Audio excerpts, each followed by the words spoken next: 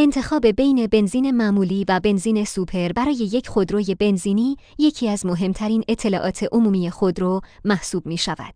باید بدانید که یک بنزین که با برند بنزین معمولی به فروش می رسد، عدد اکتان 87 دارد. این عدد برای بنزین سوپر از 91 تا 93 متغیر است. تفاوت دیگر این دو نوع بنزین، قیمت ارزانتر بنزین معمولی نسبت به بنزین سوپر است. آنچه مهم است این است که هنگام تولید یک خودرو از یک برند خودروسازی با توجه به شرایط موتور خودرو و قابلیت‌هایی که دارد، شرکت سازنده مشخص می‌کند که برای سوخت این خودرو باید از بنزین معمولی استفاده کرد یا بنزین سوپر.